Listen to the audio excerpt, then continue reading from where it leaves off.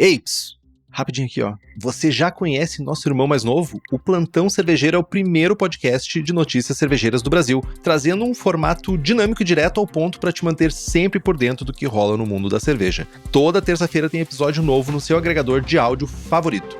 Dá o play e fique atualizado.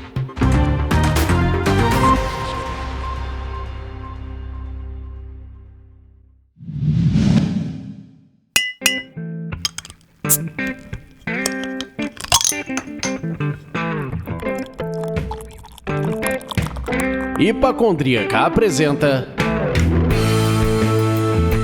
Surra de Lúpulo. Oi pessoal, bom dia, boa tarde, boa noite! Eu sou Ludmilla, mais conhecida no Instagram como Hipacondríaca, e eu adoro essa série porque nela a gente pode exercitar e falar sobre sucesso. Hoje nós vamos falar do case cervejeiro, mas Henrique, qual case que a gente vai apresentar hoje? Alô, Loite, Henrique Boaventura aqui, e hoje estamos aqui nesse oásis, né? Já que tu falou sobre falar sobre sucesso, esse oásis, para quem tá olhando pro mercado, nós vamos falar com o René dos Santos, da Everbrew. René, por favor, dá um alô pro pessoal aí. Olá pessoal, tudo bem? É um prazer estar aqui mais uma vez. É um prazer falar com você, Lud, Henrique, falar um pouquinho aí um pouco de tudo, né? Um pouco de mercado, um pouco de cerveja, um pouco de como que tá, como que não tá, e vamos que vamos. Bora. E falar muito sobre a Everbrew. Muito. É isso. É isso.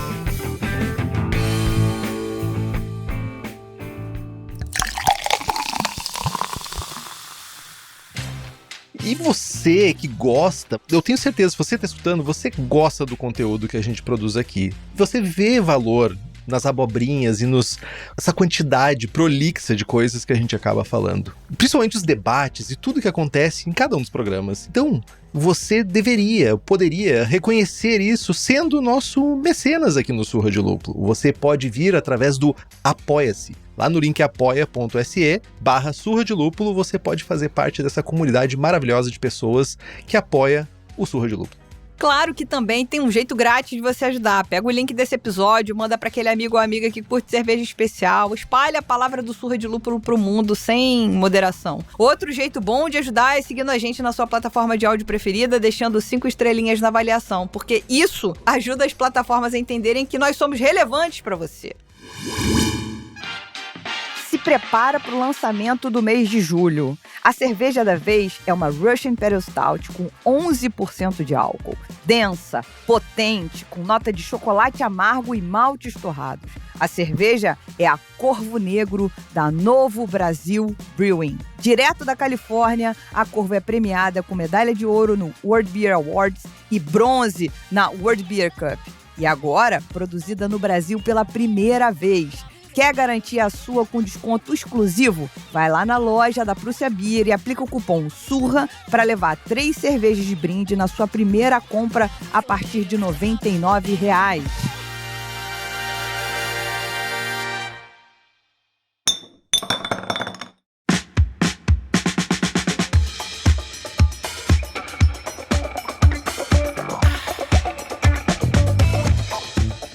Bom, sem mais delongas, nós vamos aqui para tentar dar uma contextualizada para a galera, né? Falar um pouquinho da história e evolução da Everbrew.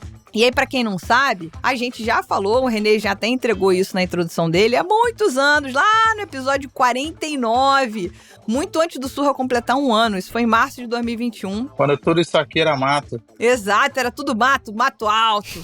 E aí, nessa época, a Everbrew resolveu que era hora de aumentar a produção e estava abrindo uma fábrica. Ele já tinha um brewpub e estava abrindo a fábrica. Aí rolou um crowdfunding, né, que virou o clube da Everbrew, né, com contrapartidas associadas ao clube de cerveja deles, etc. Aí, 4 anos e 4 meses depois, os caras não apenas consolidaram essa fábrica nova, entre aspas, que não é mais nova, como já partiram para voos mais longos e mais altos. E aí, nós vamos falar sobre tudo isso aqui. Então, desde o início, René, como a cervejaria cigana até a inauguração da fábrica própria em Santos, quais foram os principais desafios e aprendizados que você podia trazer pra gente que aconteceram nessa sua trajetória, né, na trajetória da Everbrew? Olha, Lud, Henrique, quem tá com a gente aí, a gente começou a Everbrew sem praticamente nenhum capital, né? A gente fez um aporte pequeno lá, eu e Célio, e fomos nos aventurar a produzir cigano. Tudo, né? Criar marca, criar identidade visual e aquela coisa. procurar parceiros. Até que na época, quem nos ajudou muito foi o Wagner Falsi, da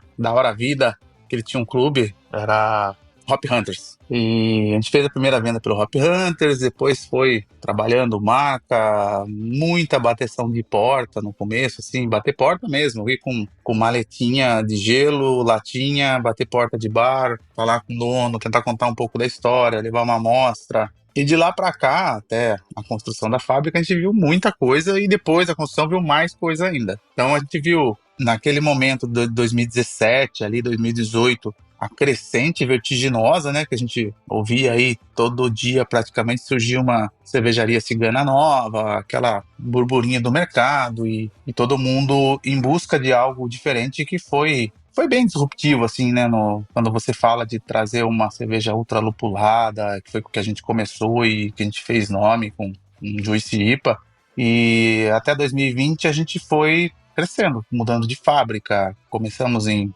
Botucatu, lá na Cuesta, depois fomos para Poços de Caldas, na Gonçalves, depois para Dádiva, depois para Startup, até a gente conseguir, em 2020, construir a nossa fábrica própria. Eu acho que, trazendo um pouco da história, assim, a gente viu um boom até 2020, mais ou menos. 2020, quando fechou tudo na pandemia, a gente achou que errou, porque a gente falou, poxa, a gente acabou de comprar os equipamentos. A gente tinha comprado, na verdade, em 2019, para entregar em 2020. Só que aí, em 2020, o equipamento tá para entregar, pandemia. E aí, fala, poxa vida, botamos todo o nosso dinheiro lá, o que vai ser disso? E 2020, por incrível que pareça, foi até então o nosso melhor ano. Caramba. Porque a gente fechou tudo. Mas a gente viu que, acho que até por um entendimento das pessoas, poxa, o que é a pandemia? Ninguém sabia ainda o que era a pandemia, né? Então, beleza, 3 meses de férias em casa, todo mundo foi mandado para casa, imaginava aí 2, 3 meses em casa, churrasco, cerveja, churrasco, cerveja, churrasco, cerveja. Todo dia, quase. Então, 2020, ao mesmo tempo que bateu o desespero, os equipamentos comprados, eu já estava com o estoque cheio, que estava girando. Falei pro Célio, né? O que nós vamos fazer com esse monte de cerveja? Aí, na época, a gente criou um aplicativo no pub, falou, vamos tentar desovar por aqui. Botamos tudo a custo, para pelo menos recuperar o investimento. E a gente percebeu que o negócio estava girando assustadoramente bem.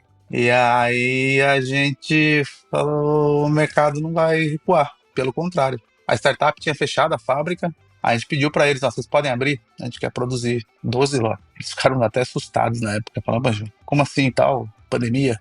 Não, a gente quer. E depois eles viram também que o mercado deles estava voltando. Então reabriram a fábrica, tá lógico, com todas as limitações, né, e tudo mais. Mas 2020 foi um ano muito marcante pra gente. Ajudou que a gente conseguiu retomar a venda, voltar a trabalhar com o preço normal, sem precisar queimar dinheiro, né? E junto com isso a gente falou, agora a gente precisa construir o crowdfunding, a gente precisa construir a fábrica. Também, felizmente, deu tudo certo, a gente conseguiu, lançou o crowdfunding, acho que foi em maio, junho, com a promessa de que em janeiro a gente ia estar com a fábrica produzindo, fábrica própria, e ia começar a devolver os investimentos, né? Também, deu tudo certo, dia 26 de dezembro a gente conseguiu a licença e começou a produzir 1º de janeiro. E aí, o que a gente percebeu de dificuldades pós-pandemia, né? Aí ficou aquele ano meio xoxo, assim, né? No ano seguinte foi mais recuado, o pessoal começou a entender um pouco mais que a pandemia não ia ser 3 meses, 4 meses, virou anos e anos e anos. Mas o que a gente percebeu no pós-pandemia é que houve uma mudança de comportamento, assim. Eu acho que ela contribuiu pela questão de momento, contribuiu com a questão financeira, talvez, mas a gente percebeu que as pessoas tem o público do high-end, né, a galera ali da Juice, que ela nunca acaba, ele sempre tá ali. Você não gosta da palavra high-end? Na verdade, eu não tenho nada contra, pelo contrário, eu acho que define uma classe muito específica e muito compradora de cervejas. Eu achei bom você falar que o pessoal da Juice nunca acaba. Meu Deus, socorro! Isso que é o problema. É a Juice que nunca acaba que é o problema, mas tudo bem. Mais lager. Sempre tem. Na verdade, assim, tem o público das extremas, né? Quando a gente fala Juice, mas tem Imperial Sour, tem Imperial Stout, tem outras variantes aí das extremas que fazem parte desse mesmo público. Mas a gente viu que o público, como eu falei, pode ser por poder aquisitivo, pode ser por querer tomar um produto diferente, começou a ter as duas coisas. Tem o público das extremas, Mas começou a ter o público da, tipo, com R$ 20 eu posso tomar também um pint de uma Session IPA super bem feita, ao invés de pagar 30, 35. E foi então que, com a fábrica, a gente criou uma linha chamada Ever 13, que essa linha é uma linha de entrada. 13 é o DDD da nossa cidade de Santos, então a gente quis brincar com os números aí.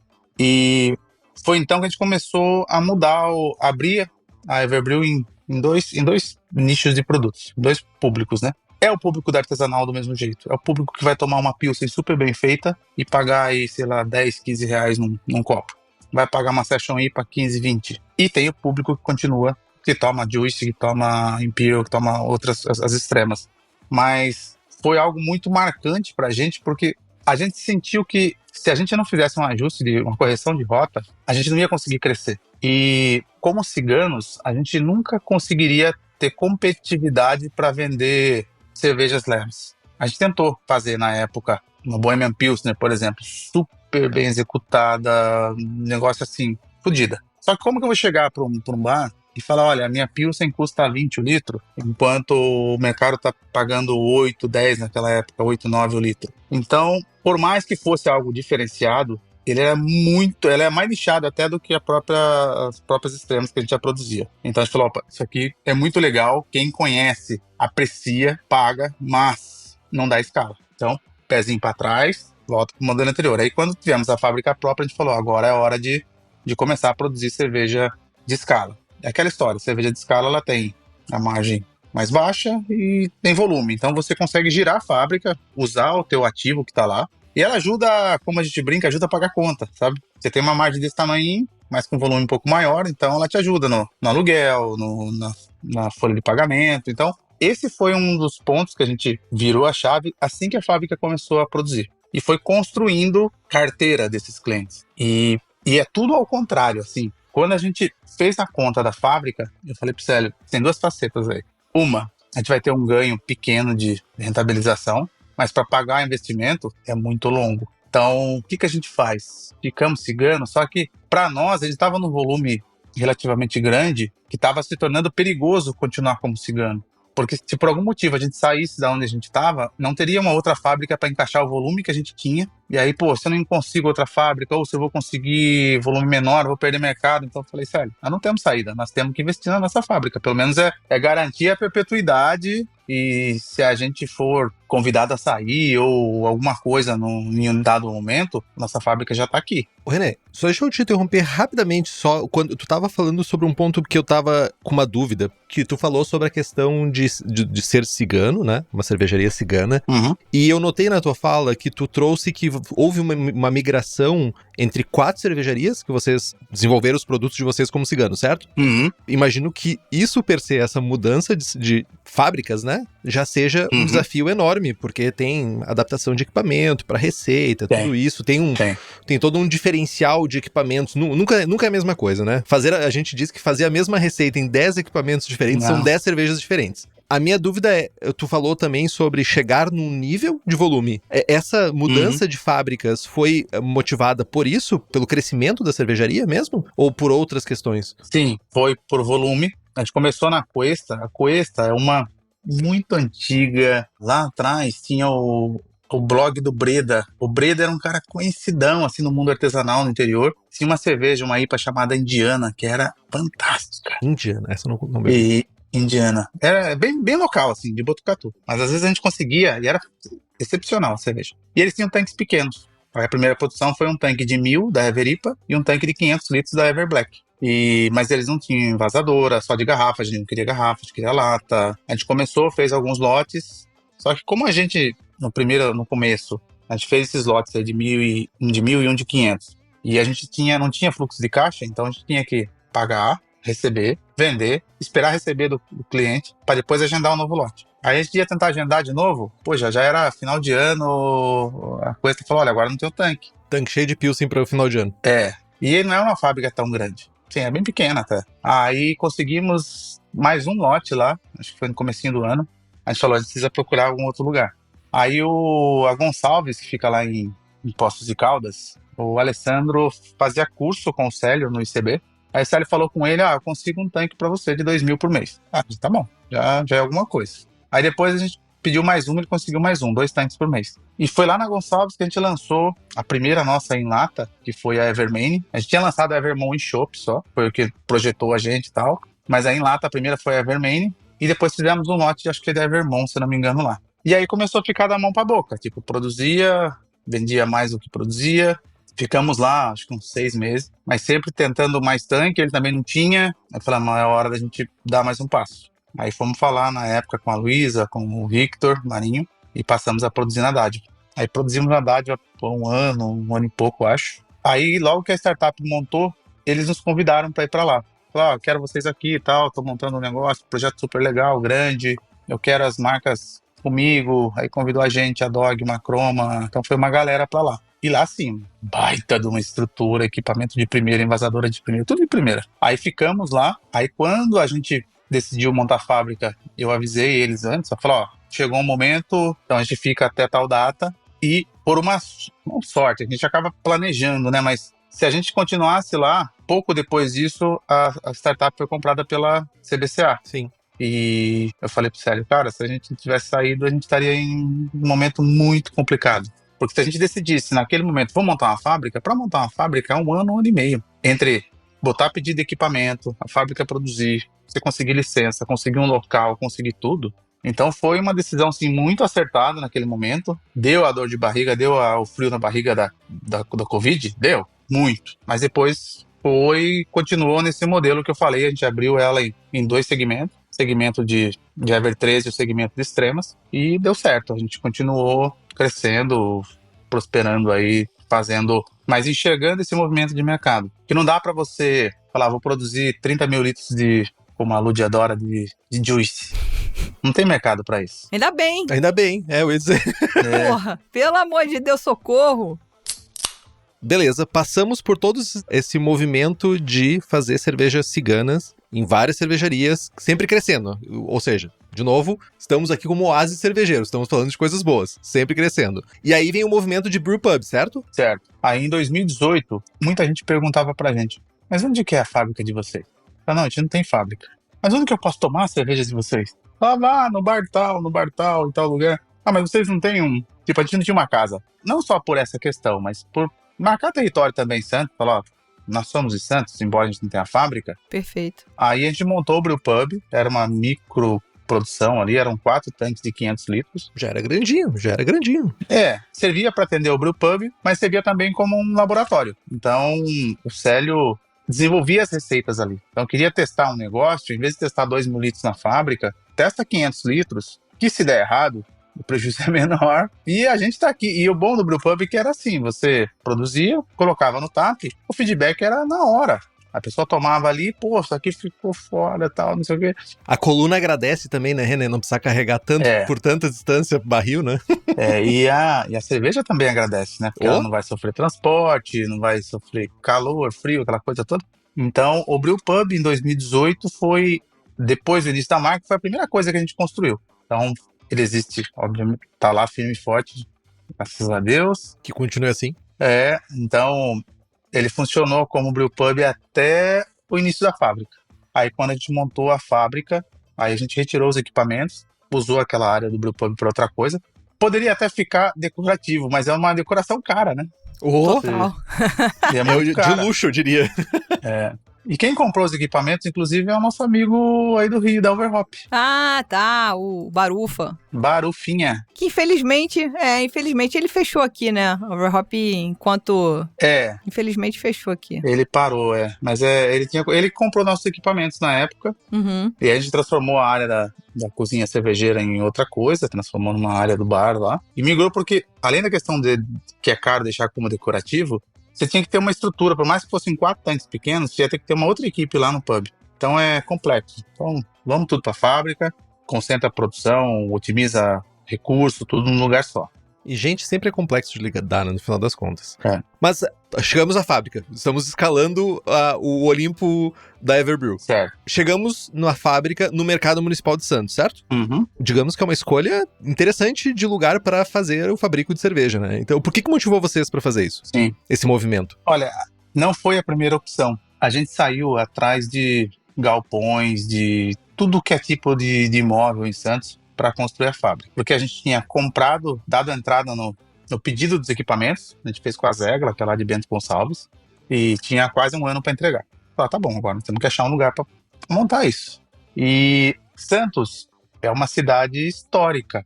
E Santos, assim, a lei de zoneamento, ela é muito restrita. Então, para você conseguir construir uma fábrica, ou você tinha que ir muito para a região do Porto, que vocês conhecem, eu trabalhei no Porto um bom tempo, o Rio de Janeiro tem Porto, nunca é uma região, digamos assim, muito fácil. Uhum. Mas a gente até chegou a considerar, porque estava tão difícil conseguir, a gente achava um lugar e ia fazer a consulta de ocupação de uso de solo lá, né, de zoneamento. Ah, não, aí não pode, aqui só pode até 250 metros quadrados, aqui não pode porque tem tal coisa. Aí a gente estava cedendo para ir para uma região portuária para fazer a fábrica. Aí nisso, o mercado municipal, ele iniciou um projeto de revitalização, que é uma obra que deve finalizar, deve estar nos finalmente agora. Depois eu conto um pouquinho mais de detalhes. Aí abriu-se uma licitação para cervejaria artesanal naquele local. Eu falei, opa, então vamos concorrer. Tem algumas melhorias a ser feitas na região, tal, é uma região um pouco mais, está passando por revitalização porque era uma região um pouco mais abandonada, sim, mas era uma região dentro de Santos. A gente chegou até a considerar, pensar em fazer fora de Santos, mas não tem nada a ver com a gente. Por mais que a gente seja cigano, a Everbrew ficou conhecida como a cervejaria de Santos. Aí se eu fosse montar, sei lá, em Praia Grande, em Cubatão, em São Vicente, ia ficar um negócio conflitante na cabeça das pessoas. Tinha opções mais baratas até, fora de Santos. Aí surgiu a licitação, a gente entrou, concorreu com mais uma ou duas na época. A licitação era aquele lance de maior oferta que levava. A gente fez o envelope lá, concorreu, ganhou. Ainda assim, demorou. Nosso equipamento ia chegar em junho para julho de 2020. A gente conseguiu o documento para poder ocupar o local em abril. Então, em abril a gente pegou a chave e aí taca ali pau de obra. Quebra piso, faz tudo, e encanamento, e escritório, e... E não é pouca obra. Não é. Não é pouca obra. Não. E até então, nesse período, eu ainda estava trabalhando no Porto. Então eu fazia as duas coisas. O Célio já estava dedicado, acompanhando a obra, tá? Eu estava fazendo as duas coisas. Aí em 21 que eu saí para me dedicar 100% à fábrica, que começou realmente a coisa da operação.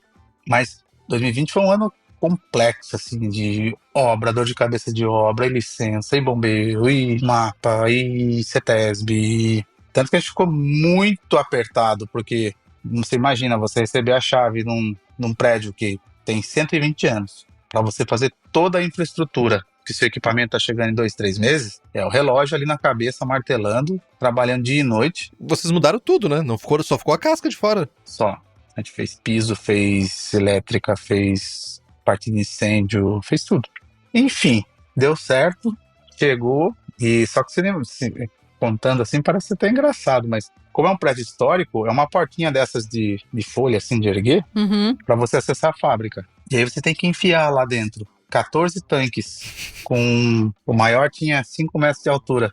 Nossa, foi um negócio de doido, assim. E guindaste pra lá, guindaste pra cá. Tetris cervejeiro. Tanque entra de um jeito, não dá a volta. Até a gente pegar o jeito de colocar o primeiro tanque dentro da fábrica, a gente gastou 3 horas. Porque ele tinha que entrar deitado, inclinado, uma empilhadeira de calma de lá, depois ele passa da porta, vai erguendo uma, baixando outra. Enfim, botamos tudo pra dentro.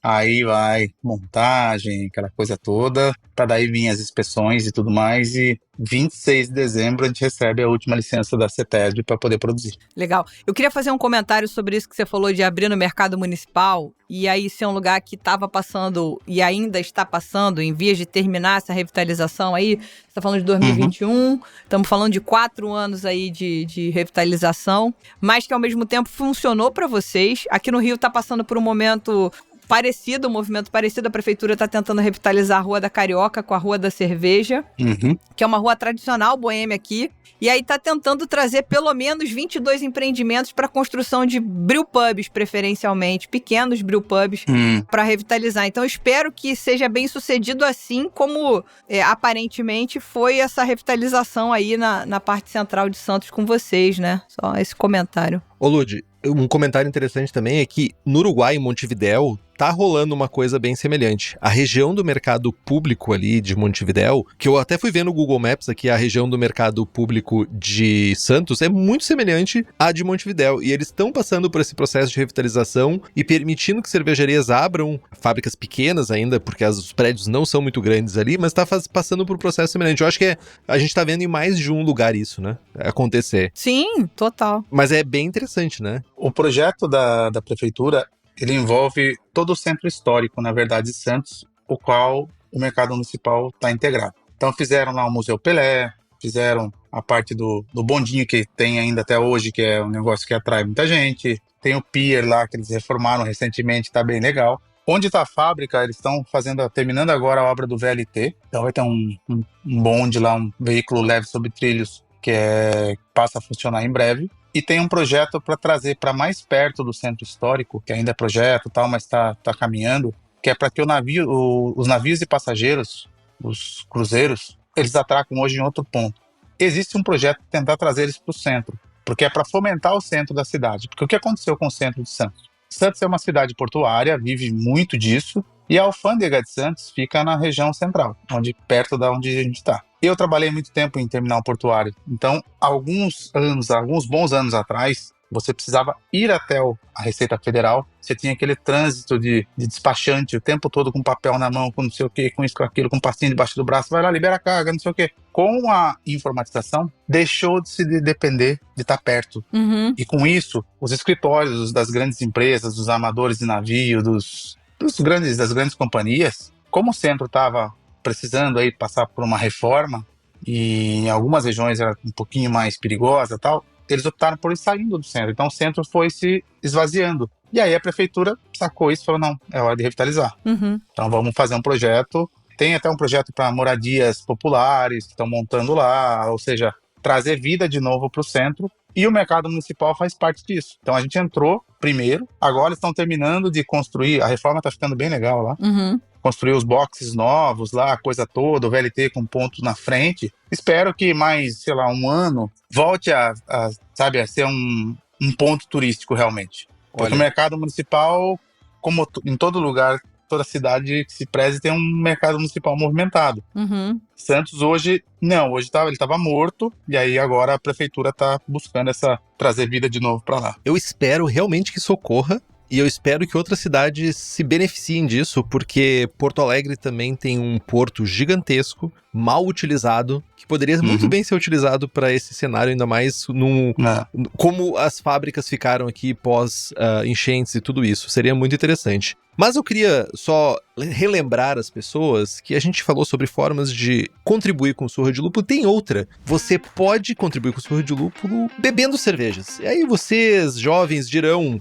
como que a gente faz isso? É bem fácil. Você pode comprar cervejas, consumir cervejas de empresas que contribuem com o Surra de Lúpulo, contribuem mantendo a casa arrumada e mantendo esse podcast no ar. E sabe quem faz isso? A Stannis, que não só produz rótulos incríveis e de altíssima qualidade, mas também vai além, proporcionando experiências completas em seus bares próprios e um e-commerce que entrega cerveja do Oiapoque ao Chuí. E o melhor, quem está ouvindo pode aproveitar o cupom SDL12 para garantir 12% de desconto em qualquer produto no site stannis.com, Stannis com 2 N's.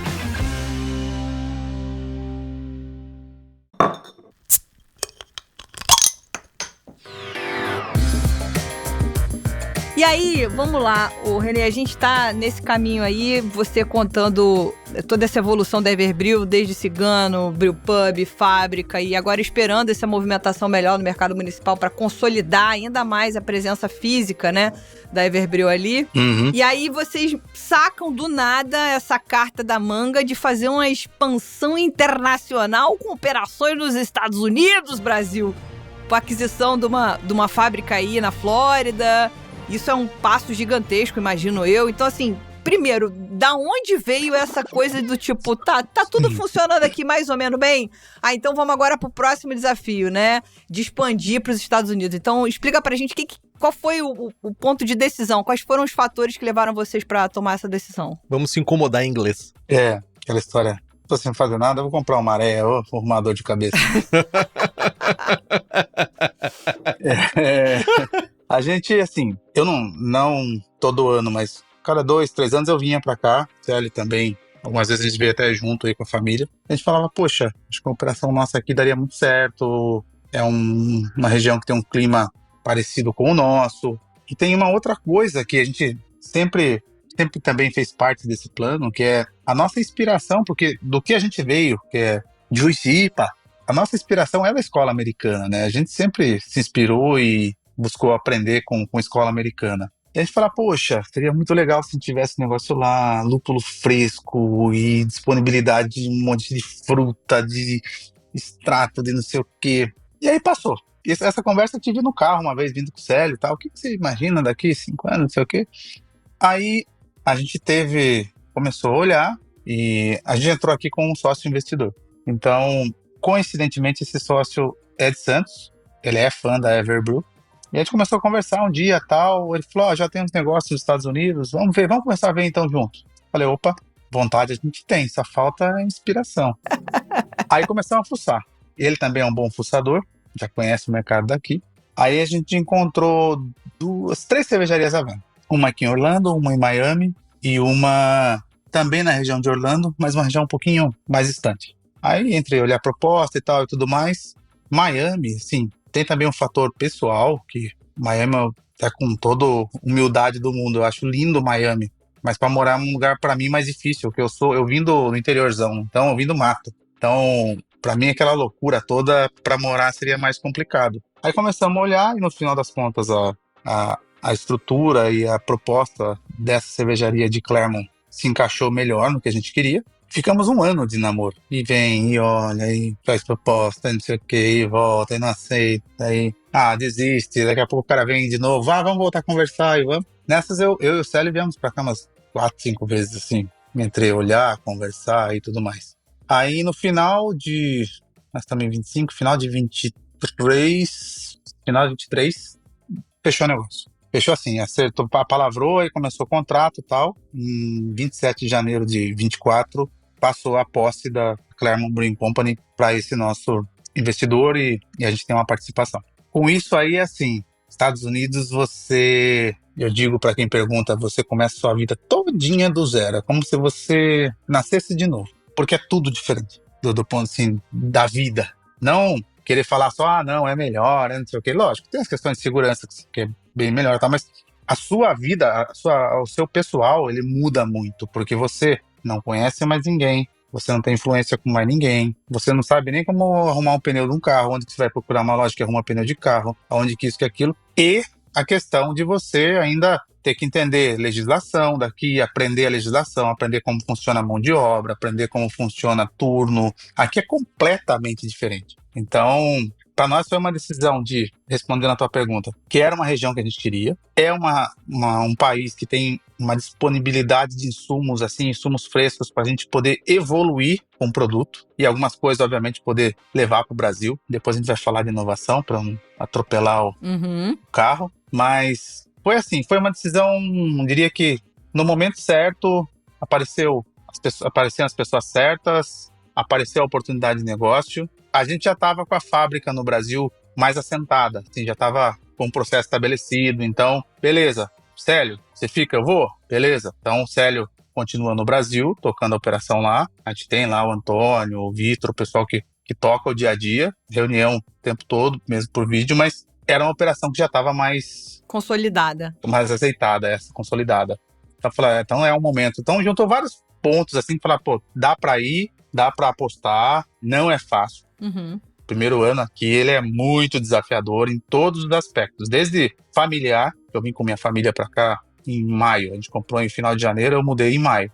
Então adaptação de família, cultura, comida, tudo. E aí a parte profissional é adaptação com legislação, que você não entende nenhuma. Aprender a lidar com um turno de funcionário, que aqui é totalmente diferente. Aqui você já deve ter ouvido isso, mas não custa falar. Aqui é tudo, todo mundo é meio que um freela, entre aspas. Tudo por hora. Então você tem, trabalhou, ganhou, não trabalhou, não ganhou. Acabou. Só que você tem que ficar ali escalando toda semana, paga toda semana, seguro pra tudo. Depois eu vou falar um pouquinho sobre as diferenças. Isso é algo bem legal que tem, bem legal assim, bem interessante que tem aqui. Legal. Ô René, mas olha só, quando vocês fizeram aí, vocês abriram a fábrica, compraram essa fábrica, né? E abriram daí a Everbrew nos Estados Unidos, eu imagino que vocês tenham levado as receitas originais de vocês pra aí, né? Sim. Pelo menos, inicialmente, começou assim, com as receitas originais, nós vamos migrar elas para a nova fábrica, mas como é que foi a adaptação a adaptação do público? Se o público se adaptou às receitas, ou vocês adaptaram as receitas que vocês tinham ao público que consome? Como é que foi isso? Ao público local, né, da Flórida? As duas coisas. A gente tá numa região de um público bem americano, não é uma região turística. Então, o público nosso, 90% é americano. Agora que a gente tá começando, assim, com muito cuidado, sabe? Colocar ali uma música brasileira uma vez por mês. Tem caipirinha lá no cardápio para quem quiser tomar. Então, a gente tá puxando o público brasileiro, até direcionando redes sociais para isso também. Mas é uma região predominantemente de americano. Sobre as receitas, a Claremont Brewing Company, ela existe desde 2019. Então, a gente chegou em 24 e falamos, tá bom, o que eu tenho aqui? Tem essas receitas que são tipicamente de americano, digamos assim, que é o gosto americano, que a gente não pode tirar. Então tá bom, o que a gente pode fazer? A gente pode ajustar. Então a gente percebeu que tem algumas coisas um pouco fora de estilo, ajusta aqui, aí o Célio ficou aqui um tempão ajustando receita, corrige a água, corrige não sei o que, levedura, enfim, faz lá o fine tuning da coisa. Então a gente melhorou algumas receitas que existiam na casa, e para as outras, que a gente tem mais familiaridade, assim, que a gente sabe que a gente faria diferença, aí a gente trocou mesmo. Então, hoje no Tap List, a gente tem algumas cervejas ainda com o nome da Claremont. Tipo, exemplo, Mexican Lager, tá lá, Claremont Brewing Company. Extra Light Lager, Claremont Brewing Company. Aqui era West Coast IPA, essa já tá lá, Ever IPA. Aqui era Haze, já tá lá, Evermont. Aqui aí não tinha, a gente colocou agora uma com terpeno, que é a Maine Berry Gelato. Então, as cervejas que nós trouxemos para cá, receitas do Brasil, de estilos que a gente sabia que funcionaria, tá super bem. Quando você olha assim no mundo das extremas, a Evermont hoje, tem dois mundos aqui também, as light e as não light. As extremas, hoje a que mais vende é a Evermont. Vende mais, inclusive, do que uma West Coast, que é a Everipa. Que são receitas nossas, estão lá disponíveis, mas a Evermont vende, assim, disparado mais do que as outras. Então, a gente teve que fazer as duas coisas, como você me perguntou. Trouxemos receitas do Brasil para cá, de estilos... A nossa Sour veio para cá, as IPAs vieram para cá, as Juice IPA vieram para cá, mas algumas nós adaptamos e melhoramos os pontos que podiam melhorar as receitas que existiam. Melhorar esses pontos para o público norte-americano. Sim. Isso. Por exemplo, a Mexican Lager tinha ali um aroma que a gente se incomodava um pouquinho. O Célio foi lá e ajustou. A Extra Light Lager, faltava um crispzinho. Ajusta. Porque o antigo proprietário, ele era um investidor. Então, ele não era só dono de cervejaria. Ele tinha cervejaria, tinha restaurante. Mas ele, pra você ter uma ideia, é um cara que não tomava cerveja. Então, ele não era um cervejeiro que abriu uma cervejaria como... Um conhecedor, a pessoa crítica em cima, né? Não. Ele era um cara de negócio. Então, a gente falou, poxa, tanto que antes da gente comprar, a gente vinha tomar e falar, isso aqui tem que melhorar, isso aqui tem que melhorar, isso aqui tem que melhorar, isso aqui. Então, a gente já chegou meio que sabendo já, tudo isso aqui tem que ajustar, precisa corrigir. Só que não dá pra tirar. Eu não posso tirar uma Mexican Lager do cardápio, do TAP, que é a cerveja que eu mais vendo aqui. A Mexican Lager é a tua linha de frente. Eu não tô querendo pular, senão depois vocês brigam comigo. Mas aqui, e isso é uma coisa, eu diria que tem uma tendência, o americano toma muito Light Lager, muito. Tanto que as cervejas que mais vendem aqui é Bud Light, Corona, Coors Light, Miller's Light. Vende aí, modelo não é light, mas aquela Michelob vende muito aqui. Mas a modelo agora. É que é o dia que eles falam que vão tomar um porre, eles tomam um monte dessa light, que é o dia do enfiação para não ficar tão estragado. Isso foi o que eu já ouvi por aí, é isso, né? Mas eu acho que isso, Lud e Henrique, é uma coisa que vai estar se espalhando, assim. As pessoas estão indo bastante pro mercado de cerveja mais... Eu não sei se é só pela caloria, ou se é para não ficar tão alto, tão bêbado. Marretado. E ainda mais aqui, porque aqui a legislação para álcool aqui não é brincadeira. Aqui você vai preso. Sim. Você vai preso. Como eu tava falando, você não pode tomar cerveja na praia. Você não pode tomar. Não tem uma barraquinha, não tem nada. Praia pra praia. Você leva lá seu salgadinho, seu lanchinho, não tem um milho, não tem... Não, é lindo o lugar. Mas aqui você não tem... Bebida aqui você não pode beber em público. exceto em lugar no local determinado. Então, se quer tomar, É aquele rolê da garrafinha com sacola de papel? com saquinho, é. Tanto, a gente participou no festival aqui com a Tactical Brewing, que a gente fez até uma cerveja junto com eles, duas já. Eles ficam aqui perto, na região de Orlando mesmo. Eles fazem um festival na frente. Só que daí assim, é fechado com aquelas grades, plaquinha em toda a gradinha, ó, a partir desse ponto não pode álcool, e só é liberado naquele dia de horário tal. E polícia lá, o tempo todo. E com tampões, né? Tampões nas grades, né? Não, agora não precisa do tampão mais. Ah, mas precisava. Chegou o momento que precisava, né? Precisava. Porque eu me lembro de ver alguns festivais de cerveja nos Estados Unidos, eu não sei em que lugar, que tinha esses tampões. Aqui, por exemplo, seu filho não pode empurrar o carrinho do supermercado com cerveja dentro. Se você chegar no caixa e você tiver algum sinal de que você está falando alto, que você está aparentando alcoolizado, eles não te vendem. Eles te pegam a garrafa de volta. Caramba. Falam, tá bom, deixa que eu devolvo. Não, você não põe mais a mão aqui. Então, é muito sério isso aqui. Então, também acho que por isso, o americano, ele bebe muita cerveja lá. E ele tem esse fator que a Lud falou. Ele, quando pega pra beber também, é o dia inteiro. E a cerveja light é aquela coisa, você não empapuça. Não empapuça assim, mas você tem vida mais longa, né? Uhum. Sua sobrevivência é maior. Dá pra ver que tem umas diferenças bem gigantes. Mas tem uma coisa que eu fiquei curioso, que tu falou sobre tem que ter seguro pra tudo. Sim. Tu só pode dar só uma pinceladinha no que esse tem que ter seguro pra tudo? Ó, o nosso bar, ele tem que ter um seguro, além dos seguros normais, de incêndio, essa coisa toda, você tem que ter um seguro contra acidente. Aqui, tudo vira processo. Então, se a pessoa escorregar no teu bar, não tiver aquele amarelinho lá escrito lá, piso molhado, volta contra você. Se a pessoa beber no seu bar e bater o carro depois, o seguro regressa contra o bar. E aí você tem que ter um seguro para isso. A seguradora regressa contra o bar, e aí você fala, não, tem um seguro. E todos os bartenders têm direito, têm poder de chegar para você e falar, olha, eu não vou te servir mais porque você tá bêbado. Ou que você bebeu demais. Caramba. E não tem o que faça você servir. O cara pode xingar, pode chutar. Mas se eu permito uma pessoa sair de lá caindo, eu tenho responsabilidade. Se eu tô no carro dirigindo, primeiro que não pode beber no carro aqui, ninguém. Mas se eu tô no carro dirigindo e tem alguém no banco de trás ou do lado tomando, se eu bater o carro, eu sou responsável porque eu permiti que aquelas pessoas bebessem dentro do carro. É bem diferente. É muito assim, é muito sério bebida aqui. Então não tem essa de vou sair tomando uma latinha, não sei o que, não. Então, eu vou fazer uns comentários sobre isso. Na Terra da Liberdade, aparentemente não há tanta liberdade assim. Uhum. Isso é uma coisa que eu acho que é importante a gente pontuar. Eu não tô aqui nem fazendo juízo de valor se essa regra é boa ou ruim, se ela previne questões. Não é esse o juízo de valor. Só tô falando que na Terra da Liberdade não há tanta liberdade assim. E para os consumidores brasileiros, estejam bastante atentos em quem vocês votarão daqui para frente, porque existem diversas regulamentações tramitando no Congresso para limitação de consumo na rua, para você não poder beber sua cervejinha sentado na calçada do bar, para uma série de restrições que, claro, querem falar sobre moderação e controle no consumo, mas eu acho que tem isso também. Enquanto o governo entra num lugar onde é o meu direito de ir e vir, se eu não estou... Óbvio, se eu bati, causei um dano a alguém, é óbvio que eu tenho que ser responsabilizada. Não pode dirigir bêbado? Ok, tá certo. Agora, eu não posso tomar uma cerveja na rua, bicho? Tá doido, mano. Tá doido. Alguns poucos estados permitem. Alguns permitem que você faça uso da sacolinha que você falou lá do saquinho pardo. Que você não pode gerar provas contra si mesmo. Então o cara até sabe que você tá tomando, mas ele não vai pedir pra você tirar o saquinho. Agora, entrando só um pouquinho, na história do juízo de valor.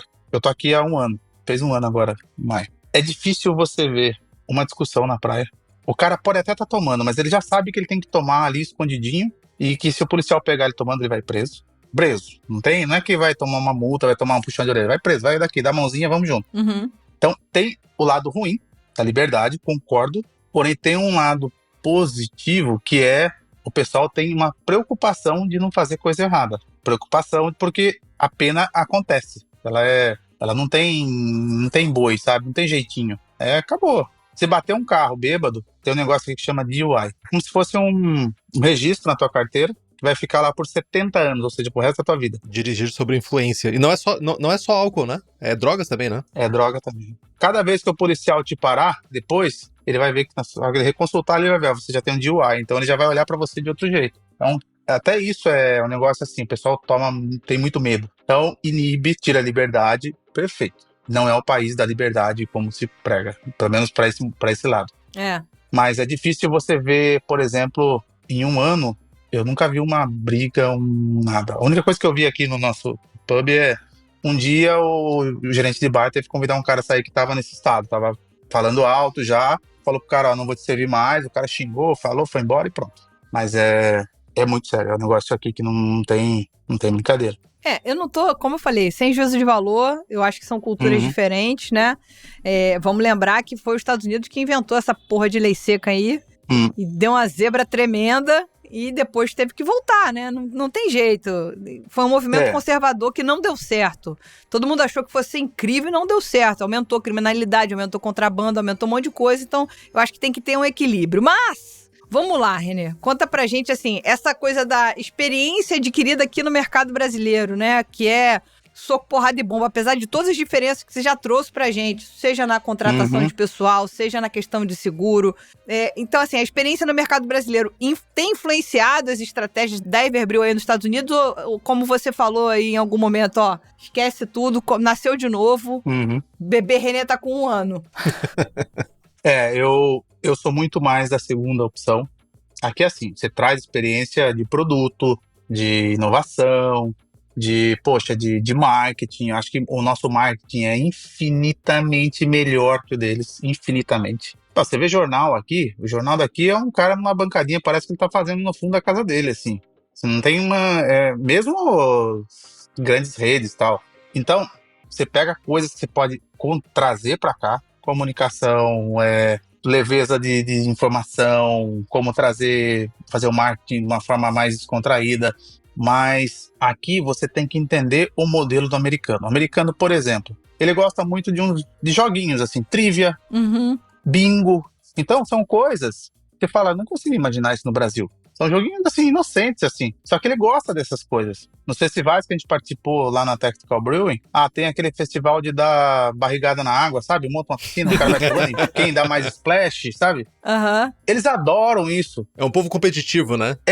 Eles gostam desses jogos, desses joguinhos. Por mais que você pense, é bobinho, não sei o quê, eles adoram isso. Então, tudo isso, assim, quando a gente fala em produto, em marketing, em, como eu posso dizer, em flexibilidade, multifuncionalidade, a gente dá aula. A gente dá aula. Só que, ao mesmo tempo, você tem que respeitar o modelo deles. Claro. Então, não adianta que eu querer falar, vou pôr... Por exemplo, uma outra coisa típica daqui. Durante a semana, 10 horas, acabou. O pessoal daqui dorme cedo. Ele janta às 5 da tarde, sai para fazer alguma coisa.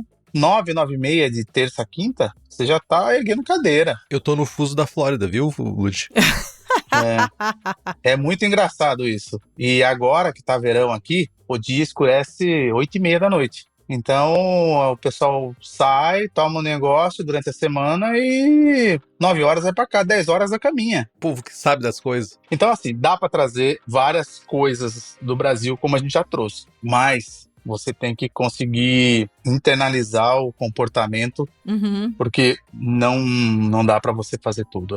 É diferente. Eles são mais quietos, eles são mais na deles, assim, são mais... reservados. Não é nem que são chatos, não é nem que são mal educados. Tipo, se você tá na frente da sua casa, às vezes ele até te cumprimenta, mas no geral ele olha pra você e desvia o olhar pra não te incomodar. Entendi. É um negócio muito doido. É quase eu, só que eu realmente não gosto das pessoas em volta da minha casa. Mas não é porque eu não quero incomodar, é porque eu não gosto. Mas, René, e quais são os próximos passos pra Everbril, né? Tanto se vocês já têm novos produtos no horizonte, ou até mesmo questões mercadológicas, ou inovações que vocês estão querendo trazer, tanto no Brasil aqui, né? Na fábrica de Santos, ou aí quanto na Flórida. Eu tenho uma novidade! Tipo assim, você é tipo One More Thing, mais tipo Steve Jobs. Spoiler. Bom, a data bateu certinho com uma mudança, um produto novo que a gente tá trazendo no Brasil. E em seguida eu falo daqui. A gente tava já desenvolvendo, a gente deve envasar daqui a alguns dias a nossa primeira cerveja de baixo teor alcoólico. Olha aí, ó. Ou seja, Ludmilla, você tem uma chance para adivinhar qual é o estilo. Deve ser aquela que todo mundo gosta muito, a tal da Hazy, Yes! Juice, New England. Mexican Lager. Ainda não tá no mercado, ela vai se chamar Little Juice. É uma cerveja com 1% de álcool. Uau. Então, o slogan dela tá quase sem álcool. Podia ser Everless, né? A gente tem uma outra, quase esse nome que vai sair, que vai ser sem álcool. Mas essa ainda não entrou em produção. Ok.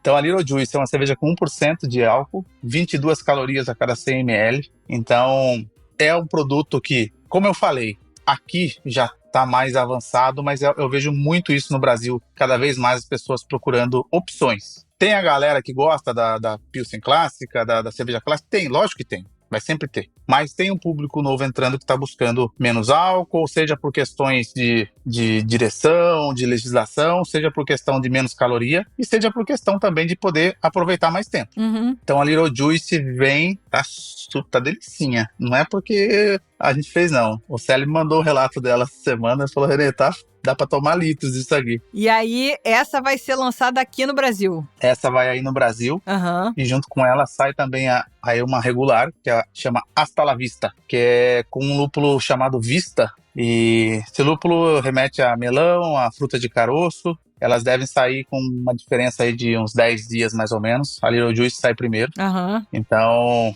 é a primeira cerveja quase sem álcool da Everbrew. Tá, aí eu vou fazer uma pergunta que não tem nada a ver com a pauta, mas eu acho que tem conexão aqui e tem a ver com... A gente tem conversado muito com cervejaria sem álcool brasileira, né? Cervejaria 100% sem álcool nacional. Uhum. Todas elas se espelharam de alguma maneira na Athletic Brewing, que é americana. Uhum. E a gente falou recentemente com o pessoal da Seven Days, que é uma cervejaria que só produz baixo teor alcoólico, né? Então as cervejas deles vão ter no máximo 2% de álcool. Cerveja, assim, tem que pasteurizar também. Pode vender fresca, se não pasteurizar, ela vai continuar refermentando, pode aumentar o teor alcoólico, o que não seria um problema, porque como você não é zero álcool, você não tem obrigação regulatória, é a melhor palavra, regulatória de estar ali comprovando aquele teor alcoólico daquele jeito. O que você me fala disso? Olha, mesmo a nossa que tem 1%, Uhum. é mais, como eu posso dizer, seguro pasteurizar. E a gente pasteurizou. Tá. Porque a estrutura da cerveja, ela é muito, não sei se a melhor palavra é essa, mas é uma estrutura mais simples. Tá. Ou seja, ela não tem álcool para ajudar a conservar. Uhum. Tem lúpulo, mas é reduzido. Tem o risco de refermentar e sair fora, no caso, se fosse uma sem álcool. Sim. Então, pela estrutura da cerveja, não dá para arriscar não pasteurizar. Entendi. A chance dela envelhecer mal é muito grande. E tem também questão de inchar lata, tem outras coisas também que podem impactar também, né? Que é a refermentação, mas quando a gente fala uma cerveja toda lupulada, toda alcoólica, isso tudo tem a sua função ali de ajudar a conservar, de ajudar a manter a cerveja estabilidade. Aí você pega isso que é uma cerveja de corpo baixo, não tem álcool, não tem... É uma estrutura mais simples. Aham. Não dá pra você falar, não, vou botar aí... Não, pasteuriza, segura, garante, porque a proposta da cerveja, embora a gente trabalhou muito para manter frescor de lúpulo, para manter aroma e tudo mais, como a gente é o nosso carro-chefe, mas é o tipo de produto que não dá pra arriscar. Não, perfeito. Eu acho que é uma provocação necessária, né? Sim, porque, sim. enfim, é um diferencial. Mas a gente recebe a mesma resposta, né, Henrique? A gente faz 300 vezes a mesma pergunta e a mesma resposta. Uhum. Eu vou sonhar com o dia que vai ter uma cervejaria sem álcool, que tem o seu próprio brewpub e que vai estar na câmara fria, ela vai ter um giro bom e vai estar embarrilhada e ela vai conseguir vender aquilo ali sem... Porque ainda tem isso, né? Mesmo na câmara fria, mesmo no barril, se demorar, ela pode ter esse efeito acontecendo lá e não é o que a gente quer. Talvez seja um turning point, né, na cerveja sem álcool também, né? Tipo, mostrar todo o potencial dela fresca. Uma inovação. Tem que inovação. pensar qual vai ser a solução que vai ser feita para conseguir isso. É que pra gente não ir pro caminho de conservante ou pro caminho de estabilizante, que daí pra mim é pior, aí entre opções como essa, aí eu prefiro pasteurizar, sabe? Sim. Falar, não, vou usar lá uma... Esqueci o nome. Usar algum tipo de aditivo para fazer a conservação, para evitar a atividade de metabolismo? Isso, exatamente. Só que também você vai tirando a característica da cerveja de qualquer forma. Uhum. Então, eu prefiro não... Como eu falei, é um projeto que a gente está trabalhando há bastante tempo, saiu e eu prefiro não correr esse risco. Não bate pra mim. Alguma dessas inovações, você falou que essa é pro mercado brasileiro. Alguma dessas inovações acontece aí no mercado americano? Tem alguma novidade saindo por aí que vocês vão lançar ou não? Por enquanto a gente vai consolidar o que tá rolando aqui. Aqui, na verdade, não é uma novidade. Aqui, na verdade, a gente tem que sair do nosso local hoje. Tipo, como eu posso explicar isso? Hoje a gente vende só no nosso bar. Tá. A gente tá trabalhando para começar a fazer envase para poder vender para fora. Ah, vocês não têm latas. Vocês realmente é só tap. É brewpub. Produzo lá, vendo lá e acabou. Mas tem uma legislação específica nos Estados Unidos, que é o tal do Three-Tier System. Eu não sei como é que tá essa legislação, mas tinha um negócio do tipo, se você é um distribuidor, você não pode ser um brewpub. Se você é um brewpub, você não pode distribuir. Não tem uma coisa dessa? A gente vê sempre... Tem. Não é tão comum cerveja ser vendida online para entregar na casa das pessoas, a própria cervejaria fazer isso. Não é isso? Online tem uma séria discussão sobre permitir, tanto que você não pode mandar bebida alcoólica aqui. Se eu quiser mandar para um amigo por correio, não pode. Entendi. Aí tem algumas aberturas para empresas que fazem logística e tal, mas respondendo a tua pergunta, uma fábrica, ela não pode vender para um outro bar se não for via distribuidor. É isso. Aham. Só pro de vocês, no caso. Vocês fabricam pra vocês, no caso.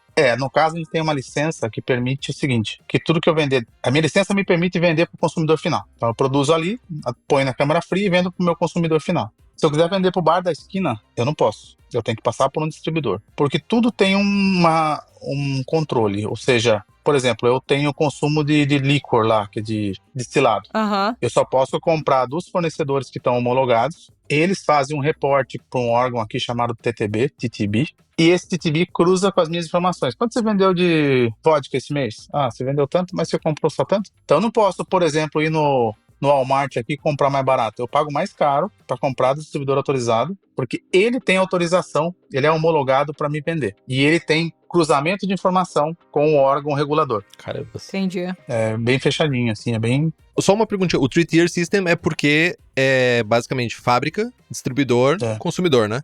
Eu posso abrir um outro CNPJ. Tipo, eu posso ser o meu próprio distribuidor. Só que quem determina aqui aonde você entra são os grandes distribuidores. Então, eu posso ser distribuidor, mas aí eu vou ter que bater na porta do Walmart. O Walmart vai falar, mas quem é você na fila do pão? Vou bater no Publix. Quem que é você?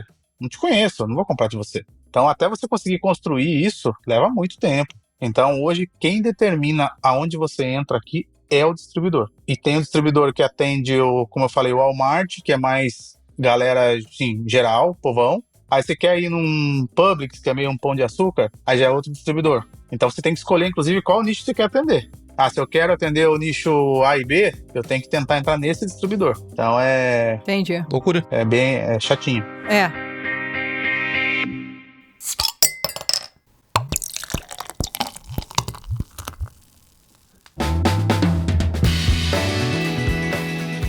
Aí, vamos lá, pra gente ir caminhando pro final do nosso papo, eu acho que era legal a gente trazer aqui como é que vocês percebem o papel da Everbreww, de alguma maneira, na promoção da cultura cervejeira aí nos Estados Unidos, né? Sabe, tipo, existe alguma... Você falou um pouco do tipo, a gente tá começando a ter uma música ao vivo brasileira, sabe? Tem alguma coisa que é de interesse de vocês, por exemplo, em algum momento não ter mais o nome Clermont e virar Everbreww, porque já tem um nome em inglês e isso facilitaria para unificar as marcas e tal. Você tem alguma vontade de falar, tá, a gente é uma cervejaria brasileira nos Estados Unidos, ou não? A gente vai manter essas personas separadas? Não, a gente até tem pensado em alguns nomes, tipo, porque Clermont é o nome da cidade que a gente tá. Aqui, Tá. o que a gente chama de bairro que é meio como cidade. Então, Clermont é a cidade. A gente pensou em colocar Everbreww Clermont, Clermont, enfim. Tipo um chapter. Não tirar o Clermont da jogada. Mas é algo que, como eu falei, precisa se construir muito com cuidado, porque você vai mexer num negócio assim, num público que não é um público turista, no nosso caso. Certo. Então eu tô lá, pus a bandeira do Brasil lá na cervejaria, tô pondo um drink aqui, tô pondo uma música brasileira uma vez por mês, mas tudo com muita calma. Mas respondendo essa pergunta, sim, a ideia é transformar em Everbreww com o tempo. E sobre cultura, eu acho que uma grande coisa legal que eu vejo aqui é que quando a gente começou a colocar as nossas cervejas, e aí eles estranham porque eles veem uma logo diferente no tap e perguntam, essa cerveja está sendo feita fora? Uhum. Aí o pessoal já sabe, não, está sendo produzida aqui, a cervejaria foi comprada por brasileiro, tal. Aí você fala, nossa, é muito boa. Então, aquela coisa que a gente tinha de eu não sei se é, sabe, de síndrome de cachorro magro, que o pessoal fala, Sim, do vira-lata, né? do vira-lata, a gente fala, a gente tem hoje nível de cerveja, padrão de cerveja, internacional, fácil. Eu tomo em várias cervejarias aqui. Uhum. A gente não perde em nada. Então, isso eu acho uma coisa muito legal. Uhum. Porque as pessoas, a hora que você fala, não sei o que vai ser, me dá um copo. Uhum. Prova, como eu falei, a Evermont hoje, das extremas, é a que mais vende. Então, isso é algo que eu acho que é muito gratificante. Você fala, poxa, a gente vem de um país que, entre aspas, se inspirou nos Estados Unidos para fazer as cervejas mais extremas, e hoje tá de igual para igual. Consegue produzir ou até melhor que muitas cervejarias aqui. É o retorno, né? É tipo, uma hora volta. É isso. E daqui a pouco a galera fazendo Catarina Sour aí.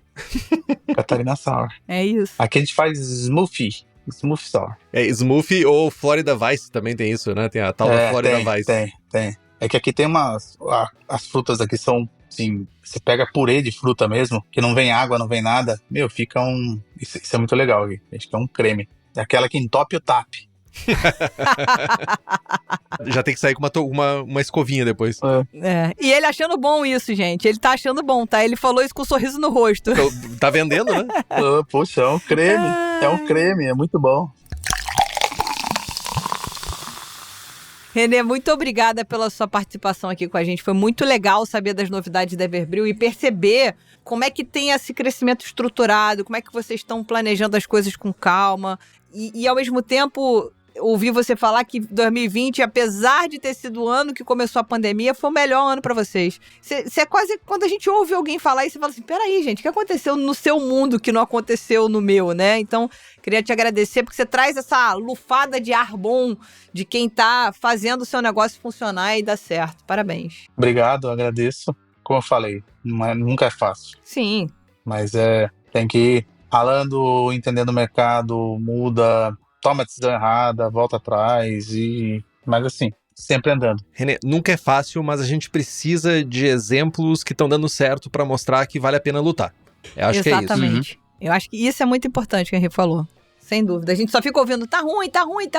Calma. Calma, por favor, calma.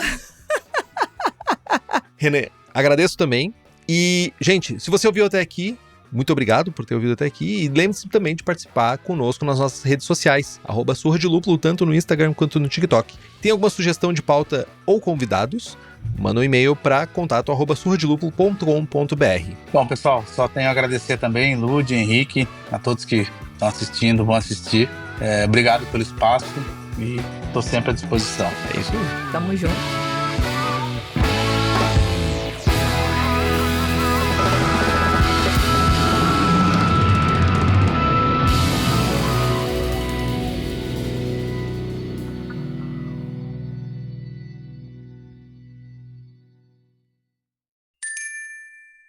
Beba local, beba com moderação. Este podcast é produzido pela BAC Produções e Comunicação e está disponível no Spotify, YouTube ou na sua plataforma de áudio preferida. Na nossa equipe, contamos com a colaboração de Henrique Boaventura, Ludmila Almeida, Gabriel Gurian, apresentação, redação, blog e Rubem Geis na edição.